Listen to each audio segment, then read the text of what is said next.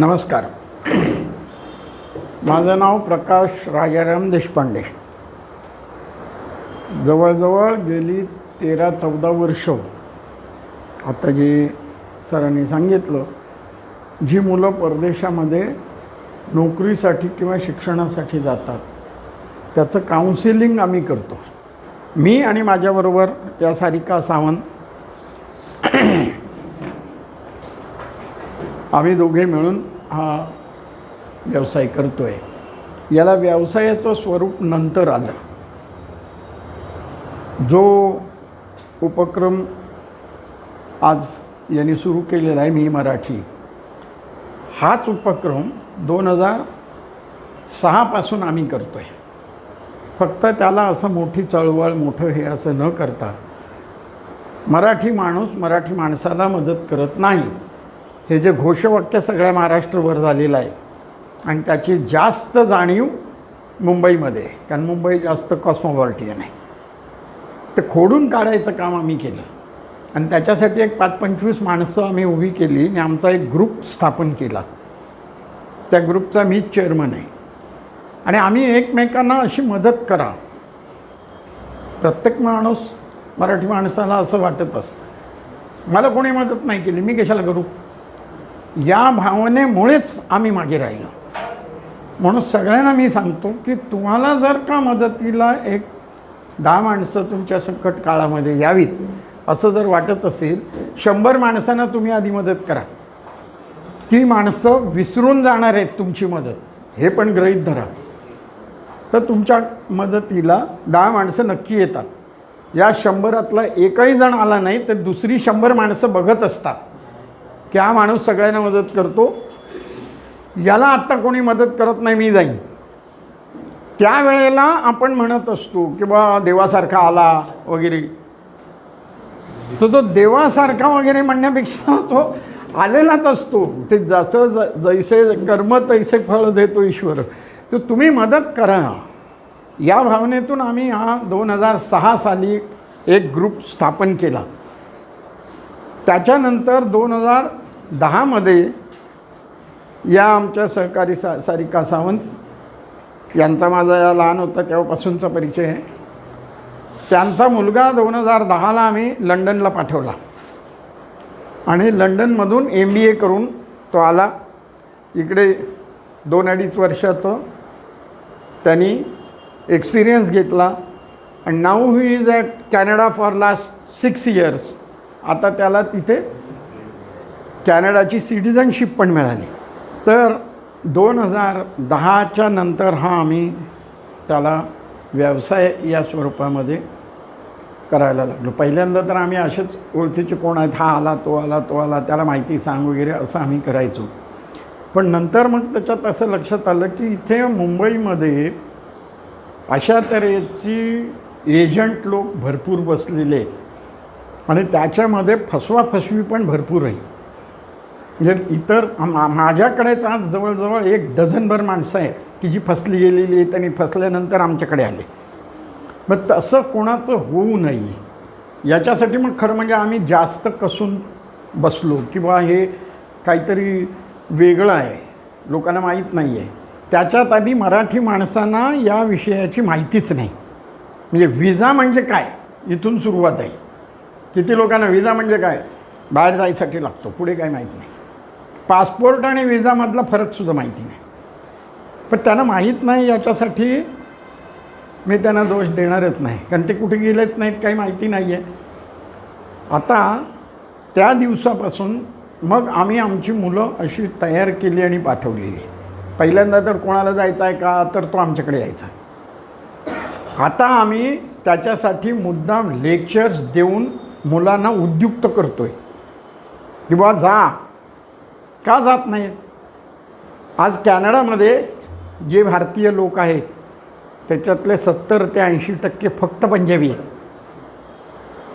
मग बाकीचे उरलेले आहेत त्याच्यामध्ये जास्त करून गुजराती, मारवाडी आणि मद्रासी, बंगाली. मराठी माणूस एकही नाही का तर आहेत, पण त्यांच्या तुलनेने 1% सुद्धा नाही. गेले तर तिथे आपली लोकं जातील. का जात नाहीत मराठी माणसं याचा शोध आम्ही घेतला. का जात नाहीत तर त्यांना माहितीच नाही. म्हणजे माझ्या बिल्डिंगमध्ये माझ्यासमोर जन्माला आलेला मुलगा तो आज M.Com आहे. त्याला मी विचारलं तो म्हणतो मी जाऊ शकतो.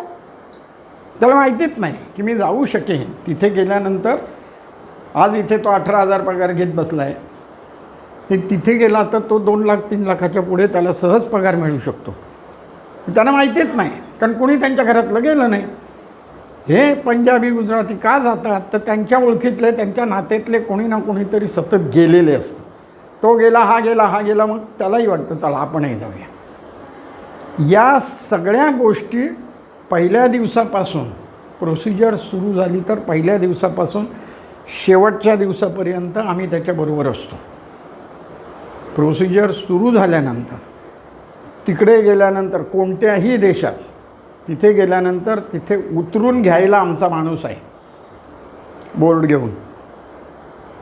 तिथे त्याची राहण्याची व्यवस्था जेवणाची व्यवस्था इथे बसून आधी केली जाते.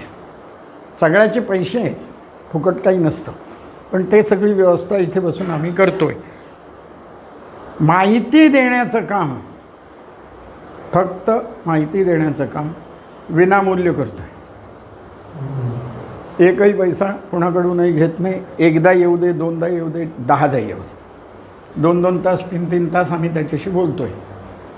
हे आत्ता मी इथे जसं आलो आहे असं मी महाराष्ट्रभर फिरतो आहे विनामूल्य, की मुलांनी जावं. कारण आज आपली माणसं जात नाहीत. मराठी मुलं का जात नाहीत? काय त्या पंजाब्यांना शिंग फुटली आहेत, काय त्या मद्राशांना वेगळं शिक्षण दिलेलं आहे. किती मुलं जात आहेत, आज 2-2 लाख 4-4 लाख पगार मिळवत आहेत. आमच्या लोकांना माहीत नाही आहे की आपण तिथे गेल्यावर अशा तऱ्हेचं हे पहिल्यांदा आधी अशा तऱ्हेने जायचं म्हणजे जायचं कसं माहितीच नाही. याची माहिती पूर्ण देणं हे काम आम्ही केलं. जवळपास आता आमची 100च्या पेक्षा जास्त मुलं गेली आहेत आज परदेशात. हा आकडा फार भूषणावं नाही हेही सांगतो, कारण 12-13 वर्षामध्ये 100 मुलं गेली हा फार मोठा आकडा नाही आहे. कारण याचा आम्ही फार मोठ्या तऱ्हेने कोणाला ह्याला भेट त्याला भेट असं धावपळ करत काम केलेलं नाही. जे ओळखीतले लोक येतात, माहिती देण्याचं काम करतो आहे. आज इथे दादरमध्ये आमचं ऑफिस आहे. दादरमध्ये म्हणजे इथून जवळ, फक्त आता त्या कोरोनाच्या काळामध्ये सध्या ते ऑफिस बंद होतं. म्हणजे आज आमचं शटर उघडायला सुद्धा रस्त्यावरच्या 2 माणसांना बोलवावं लागतं, बाजारामध्ये तिला या, इतकं जाम झालेलं आहे. या पावसाळ्याच्या नंतर आता ते ऑफिस पुन्हा सुरू होईल. सध्या मी गोरेगावला राहतो. माझा मुलगा गोरेगावला आहे. Is a software consultant. त्याची बायको आज डॉक्टर आहे, PMD आहे, आणि या कोरोनाची योद्धा म्हणून मेडिकल ऑफिसर मुंबई कॉर्पोरेशनमध्ये आहे. आणि ती तिथे आहेत म्हणून मी गोरेगावला आहे. माझा स्वतःचा फ्लॅट डोंबिवलीला आहे. शिवाय मी तळेगावला राहतो, तिथेही माझं घर आहे. तर या सगळ्यातून पुण्याची सुद्धा सगळी माणसं माझ्याकडे तळेगावला येतात. आता पहिली गोष्ट आहे, लोकांनी का जावं परदेशामध्ये, जायचंच कशासाठी, असे सुद्धा काही लोक आहेत. तर इथे त्यांच्या शिक्षणाला काही वाव नाही, ही पहिली परिस्थिती आहे. म्हणजे आता हा दोष सरकारचा आहे की आपल्या देशाच्या ओव्हर पॉप्युलेशनचा आहे, हा आणखीन वेगळा विषय आहे. पण फॅक्ट अशी आहे की आज कोणीही 12वी झालेला मुलगा असू दे, नाहीतर 10वी 12वी ग्रॅज्युएट, 10,000 20,000 25,000 म्हणजे डोक्यावरून पाणी. फ्रेशर्सना तर एवढे पण मिळत नाहीत. मी एकदा असंच लेक्चर देताना म्हणालो होतो, मला इथे 5,000 माझा मुलगा जातो आहे. नाही आहे. डोंबिवलीमध्ये माझ्या ओळखीचा M.Com झालेला माणूस रिक्षा चालवतो आहे, नोकरीच मिळत नाही. म्हणून मग असं वाटतं की का जात नाहीत. आत्ता जे कोणीतरी सांगितलं की मराठी माणसाकडे पैसे नाहीत बिझनेस करायला. मुळात बिझनेसची कुठलीही बॅकग्राऊंड नाही, म्हणून बिझनेस करत नाही. मला तुम्हाला तिघांनाही खूप धन्यवाद देतो. स्पेशली तुम्ही डबल ग्रॅज्युएट असून आज भाजीचा धंदा केलात आणि इतके वर्षानुवर्ष केलात. I am very happy. मी स्वतः, माझे वडील डॉक्टर आहेत, एक क्षणभरसुद्धा कधीही कुठेही नोकरी केलेली नाही. बिझनेसच करायचा हे ठरवून अनेक बिझनेस केले. या बिझनेसमध्ये सुद्धा आम्हाला असंच वाटतं, म्हणजे आत्ता माझं वय काहीतरी मोठं करिअर करावं असं नाही आहे की आता मी काहीतरी खूप करीन, पण जी माहिती आपल्याला आहे ती माहिती द्यावी. माझ्या घरातल्यांचा माझ्या या उपक्रमाला विरोध आहे की आता बसा घरी, द्यायला पाहिजे खटपटी, किती करत बसाल वगैरे. पण तरीही मी हे उद्योग करतो आहे, कारण मराठी मुलांना माहितीच नाही असं होऊ नये, माहिती देण्याचं काम करतो. खूप याने मी आता सांगितलं की बा 100 मुलं गेली, तुम्ही सगळ्यांनी टाळ्या वाजवल्या. जेवढी मुलं गेली त्याच्यापेक्षा दुप्पट किंवा तिप्पट मुलं नुसती माहिती घेऊन गेली नाहीत. एकदा नाही, दोनदा नाही, 10 वेळा येऊन गेली. आणि प्रत्येक वेळेला 2-2 तास, 3-3 तास आम्ही बसतो, नो प्रॉब्लेम. त्याची खंत पण नाही मला की मी म्हणतो तो माणूस गेला, माझ्याकडून माहिती घेऊन गेला, त्याचा फायदाही झाला, तो गेला नाही, पण 2-2 वर्षानंतर त्याने 4 माणसं पाठवली, हे सुद्धा झालेलं आहे. त्यामुळे त्याची खंत नाही की कोण गेलं कोण नाही. आणि काय आहे त्याची कारणं पण आहेत. सगळ्यांच्याचकडे पैशाची उपलब्धतासुद्धा नसते, परिस्थिती कारणीभूत आहे. काही लोकांच्यात माया ममता आडवी येते. मुलगा सगळं झालं, तयार झाला, आई रडायला लागली, तू जाणार का रे मला सोडून, मग तू तिथेच हे होशील वगैरे. पोरगा आला माझ्याकडे, म्हणजे प्रोसिजर सुरू व्हायची वेळ आली आणि त्या मुलाने सांगितलं नाही तर मी माझ्या आईला नाही दुखवू शकत. म्हटलं ठीक आहे, आता तुमचा प्रश्न आहे ना. ती आई रडायला लागली. त्या मुलाचे वडील तर बार आईला ओरडले की काय करतेस तू, त्या मुलाच्या प्रगतीच्या आड येतेस आमचं. ती म्हणते मला कळतं आहे, पण मी काय करू, तो गेला तर मला मी इथे हार्ट अटॅक येईल, मला अंक होईल. असलं बोलल्यानंतर तो मुलगा घरी कळला. ऑफकोर्स 6 महिन्यांनी 8 महिन्यांनी पुन्हा आला. म्हणतो आता मी जाणार. अरे म्हटलं तुझी आई आता म्हणायला तयार आहे का, तर दुसरी 4 नात्यातली मुलं तिथे गेलेली होती, तिच्याच माहेरची वगैरे कुणी, आणि मग ती तयार झाली. असले सगळे भरपूर अनुभव माझ्याकडे आहेत. पण हे सगळं असूनही अजूनही मला खंत आहे की मराठी मुलं अजूनही जात नाहीत. म्हणजे विचारायला येतात अनेक गोष्टींच्यामध्ये, त्यांच्यातच त्यांना कन्फ्युज्ड असतात. जे का मुलांनी तर वडिलांना सांगितलं तुम्ही माझ्याबरोबर या, अरे तो मुलगा BRCमध्ये बाप नोकरीला आहे, तुझं काय नोकरी सोडून तिथे येणार का. म्हणजे पूर्वी असं पण होतं ना, काही ठिकाणी आई वडील पाठवायला तयार आहेत, मुलंच जायला तयार नाही. काही ठिकाणी मुलं जायला तयार आहेत, आई वडील पाठवायला तयार नाही.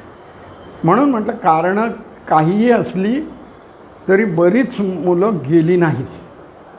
आता काही दिवसानंतर पुन्हासुद्धा येतील. पण आजची परिस्थिती अशी आहे की इथे लोकांना कोणालाही नीट कामधंदा नाही, पगार खूप कमी आहे.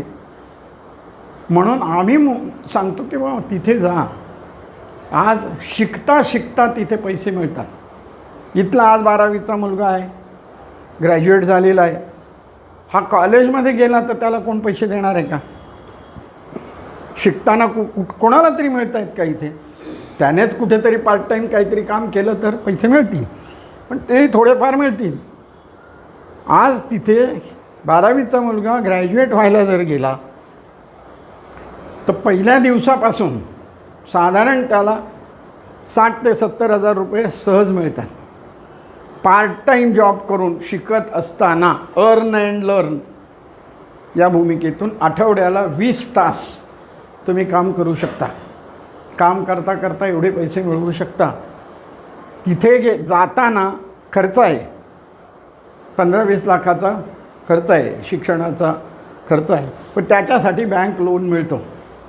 एज्युकेशन लोन आहे, तरीही 5-7 लाख रुपये तुमच्याकडे असायला हवेत. कारण विजाचा खर्च, प्रोसिजरचा खर्च, आणि बँक लोन देते तीसुद्धा 100% देत नाही कुठेही, का कोणत्याच गोष्टीला 100% लोन मिळणार नाही. म्हणून 70 ते 80% मिळतं, काही ठिकाणी 85%सुद्धा आम्ही मिळवून देतो. त्याच्यामध्ये सुद्धा तुम्हाला मार्जिन मनी थोडीशी घालावी लागते. म्हणून तुमच्याकडे अजिबातच काही पैसे नसतील तर नाही जाऊ शकत, पण थोडेफार पैसे असतील तर जाता येतं. तिथे गेल्यानंतर राहण्याचा, जेवणाचा सगळा खर्च बँकेच्या लोनमधून झालेला असतो, आणि त्यामुळे त्या मुलाला जे काही 70-80 हजार मिळणार आहेत हे सगळेच्या सगळं सेविंग आहे. राहण्याचा, जेवणाचा सगळी फी, तरीही आपण त्याला एक पॉकेट मनी म्हणून एक 10-15 हजार रुपये ठेवले तर बाकीचे पैसे तो घरी पाठवू शकतो. ज्याच्यातून जे लोन घेतलेलं आहे ते लोनसुद्धा रिपेमेंट होतं. तर बँकेचं लोन हे साधारण शिक्षणाचा कालावधी, आणि त्याच्या पुढे काही बँका 6 महिने तर काही बँका 1 वर्ष, याच्यामध्ये एकही हप्ता द्यायचा नसतो. म्हणजे 12वीवाला मुलगा असेल तर 3 वर्षासाठी ग्रॅज्युएशनला तिथे गेला तर ती 3 वर्ष, त्याच्या पुढेसुद्धा 6 महिने, किंवा त्याच्या पुढे काही बँका 1 वर्ष, म्हणजे 4-1 वर्ष त्याला एकही पैसा हप्ता म्हणून द्यायचा नाही, व्याज द्यायचं आहे. कारण व्याज घेतलं नाही बँकेने तर तो आकडा डबल होईल, म्हणून इंटरेस्ट घेतात, पण बाकीचे कोणी घेत नाही. बँक त्याच्या पुढे तुम्हाला जवळजवळ 10 वर्ष, काही बँका 12 वर्ष, काही बँका 15 वर्षाची मुदत तुम्हाला आहे बँकेचं रिपेमेंट करायला. आमच्या मुलांनी 2 ते 3 वर्षात सगळे पैसे देऊन टाकले, कारण एवढे पैसे तिथे मिळतात. त्यामुळं हा एक लोन घेतल्यावर काय होईल, कसं होईल वगैरे घाबरण्याचं कारण नाही. कारण तिथेसुद्धा आपली मराठी माणसं घाबरतात, अरे बापरे एवढं लोन आहे, नकोच. तर ते सुद्धा त्यांच्या मनातली भीती काढण्याचं काम आम्ही केलेलं आहे. किंवा काही घाबरू नका, बँकेचं लोनच कधी घेतलं नाही अशी सुद्धा काही माणसं होती, तर त्यांच्या लोनलासुद्धा आम्ही मदत करतो. लोन मिळवण्यासाठी कुठे जायचं आहे, काय करायचं आहे, चांगली गोष्ट आहे, आपण येऊ का. अशा तऱ्हेने आज इतकी मुलं गेली, जी मुलं गेली त्यांच्या घरात आज लाख रुपये यायला लागल्यानंतर आता काय ज्यांचे विरोध होते घरातल्यांचे ते सुद्धा ऑटोमॅटिक गेले. कारण पैसा एकदा यायला लागल्यानंतर अनेक गोष्टींची कमतरता निघून जाते. माझं तर म्हणणं आहे साधारण 90 ते 95% प्रॉब्लेम हे पैशाने सुटतात. ज्याच्याकडे पैसे आहेत त्याच्याकडे फारसे प्रॉब्लेमच येत नाहीत. तर काही थोडेफार प्रॉब्लेम आहेत की ज्याच्याकडे करोडो रुपये असले तरीसुद्धा प्रॉब्लेम आहे. तर एखाद्याला असाध्य रोगच झाला तर काही करू शकत नाही तुम्ही. तर अशा तऱ्हेचे प्रॉब्लेम कमी आहेत. पण ज्यांच्याकडे पैसे आहेत ती माणसं सगळ्या प्रॉब्लेमना तोंड देऊ शकतात. म्हणून पैसे मिळवा, कारण महाराष्ट्र आणि मराठी माणूस हा पैशानेच मागे आहे. आणि त्यामुळं प्रत्येक गोष्टीला आम्ही फक्त नाही तर काय करतो, हे मुंबईत आले, ते मुंबईत आले. 10 वर्षापूर्वी तो भैया आला, त्याच्या पायात चप्पल नव्हती घालायला, आता त्याने लोखंडवाला कॉम्प्लेक्समध्ये फ्लॅट घेतला. मलाच एक आमचा मित्र सांगत होता, मी त्याला अमकं केलं, मी त्याला. अरे म्हटलं तू 25 वर्ष इथं, तुम्ही का नाही केलं? लोकांना फक्त आपण दोष देण्यात काही अर्थ नाही. आपण काही करत नाही. जर माहीत नाही त्याची माहिती देण्यासाठी आम्ही उभे आहोत. ज्यांना त्या विषयामध्ये काही इंटरेस्ट असेल इथे बसलेल्या कोणाच्याही ओळखीची, आज मला अशी खात्री आहे की एखाद्या माणसाने कागद पेन्सिल घेऊन जर बसला तर प्रत्येकाच्या नात्यामध्ये जिथे राहत असेल तिथे आसपास 25 माणसं तरी मिळतील तुम्हाला, की जी माणसं 12वी झालेली आहेत, मुलं काही काम करत नाहीत किंवा कुठेतरी बारीक सारीक नोकरी करत आहेत, किंवा ग्रॅज्युएट झालेले आहेत, त्यांना पुढे मनासारखी नोकरी नाही, मिळालीच नोकरी तर मनासारखा पगार नाही. तर अशा मुलांची लिस्ट जर काढलीत आणि ते कॅन्डिडेट्स जर आमच्याकडे पाठवलेत तर त्यांचं नक्कीच आम्ही काउन्सिलिंग करू. ज्या आता जे सगळेच्या सगळे येतील ते कोणी सगळेच्या सगळे जाणार आहेत असं मी धरतच नाही, पण जे येतील त्या लोकांना आम्ही जास्तीत जास्त प्रयत्न करू. आत्तापर्यंत जी मुलं गेली ते आमच्या घरातले कोणीतरी गेले आहेत अशा पद्धतीने आम्ही त्यांना मदत करतो आहे, पहिल्या दिवसापासून शेवटपर्यंत. आत्ता कोरोनाच्या काळात एक साधारण वर्ष दीड वर्ष हा सगळा उद्योग बंद होता, परंतु आत्ता सुरू झाल्यानंतर आत्ता 12 ते 15 मुलं आत्ता आमची जात आहेत. त्यांच्या काहींच्या प्रोसिजर सुरू पण झाल्या, काहींची सुरू होत आहेत. परमनंट रेसिडेन्शियल विजा जो आहे हा फक्त कॅनडामध्ये आत्ता सुरू आहे, पण तो म्हणजे इथून डायरेक्ट न शिकता इथे बसून तुम्हाला मिळतो आणि डायरेक्ट तुम्ही जॉबसाठी जाऊ शकता. पण त्याचा क्रायटेरिया वेगळा आहे.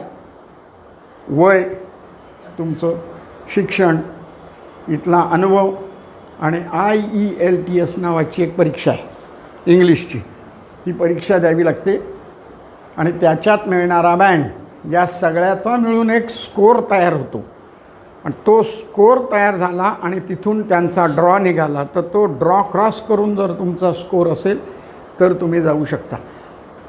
परमनंट रेसिडेन्शियल विजाची प्रोसिजर थोडी लेंदी आहे, म्हणजे तुम्हाला आता जरी तुम्ही सुरू केलं तर साधारण 1.5 ते 2 वर्ष लागतात. त्याच्यासाठी काही शिकायला जायची गरज नाही, इथे बसून तुम्हाला मिळू शकतं. मास्टर डिग्री असेल तर तो मुलगा लवकर जाईल, ग्रॅज्युएट मिनिमम पाहिजे, त्याच्या खालची 12वी वगैरे ना एंट्रीच नाही. अशा तऱ्हेचा आत्ताचा सध्या हे आहे. याची डिटेल माहिती घ्यायची असेल तर साधारण 2 तास लागतात. आत्ता सरांनी सांगितलं तसं त्यांनी माझा कार्यक्रम 2 तासाच्या लेक्चरचा ठेवलेला होता खरं तो कुठेतरी, पण एक आज हा व्यावसायिकांचा एक मेळावा आहे म्हटल्यानंतर म्हणून मी त्यांना सांगितलं माझं सगळ्यात शेवटी ठेवा, कारण मला वेळ लागेल जास्त.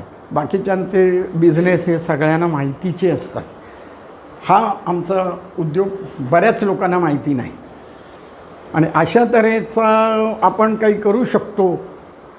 हा एक त्याच्यातला मोठा हे आहे की आपण कितीतरी मुलं आहेत, कितीतरी तुम्हाला सापडतील की जी मुलं आज इथे खरोखर म्हणजे माझ्याकडे एक मुलगा आहे, इंजिनियर आहे, मीरा रोडला राहतो, नोकरीला बदलापूरला आहे.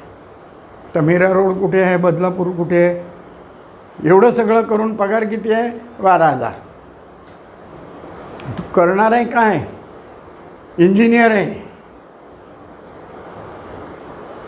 या अशा परिस्थिती बघितल्यावर असं वाटतं की अरे बाबा इथं कशाला मग, जसं मगाशी सांगितलं माझ्याकडे भांडवल नाही, धंदा करता येत नाही, अमकं नाही आहे, धंद्याचं कर्तृत्व नाही, येतं काय तुम्हाला, नोकरी करता येते, मग ती इथे करायच्या विषयी तिथे करा जाऊन, तरी पैसे मिळवाल.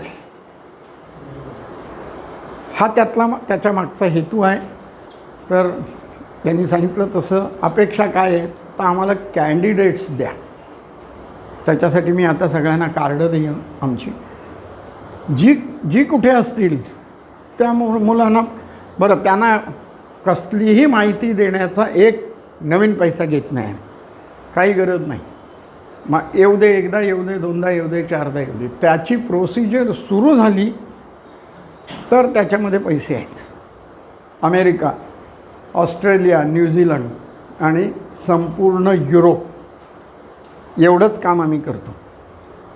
मुस्लिम कंट्री, गल्फ कंट्री नाही, आफ्रिकन कंट्री नाही, चायना, जपान, कोरिया हे सगळे चपटे कंपनी नाही, करत नाही आहे. कारण जिथे खात्री नाही, ज्या ठिकाणी खात्री नाही, जिथले कायदे कानून कडक आहेत आणि जिथे व्यवस्थित आहेत. कारण काय आहे, जी मुलं पाठवली जातात त्या आईवडिलांचा तो काळजाचा तुकडा असतो, तर त्याची सेफ्टी ही सुद्धा महत्त्वाची आहे. त्यामुळे हे आता रशिया, युक्रेन नाही, करत नाही आम्ही तिकडे. जिथे ज्या ठिकाणी काय आहे, या गल्फ कंट्रीजमध्ये लोकशाही नाही, ते राजेशाही आहे. कधीही कायदे बदलतील, काही होऊ शकतं. त्यामुळं तिथे बरं इथे सांगतील तुम्हाला एक जॉबला, आणि तिकडे हे IELTSची परीक्षा वगैरे काही नाही आहे, त्यांना काही गरज नाही आहे इंग्लिशची. गल्फ कंट्रीजमध्ये हिंदी आलं तुमचं काम झालं, नो प्रॉब्लेम. हां, तर हा त्यातला फरक आहे. म्हणून हेच फक्त देश आम्ही करतो, गोऱ्यांचे देश थोडक्यात, की जिथे तुम्ही गेलात सेफ्टी महत्त्वाची आहे, कायदे कानून तिथले आहेत ते कडक आहेत, त्यामुळे तिथे काही धोका नाही, अशा ठिकाणी आहे. आता सध्या अमेरिकासुद्धा कमीच आहे, कारण अमेरिकेमध्ये H1B व्हिजा देत नाहीत. शिकायला मुलं गेली तर त्यांना वर्क परमिट मिळतं.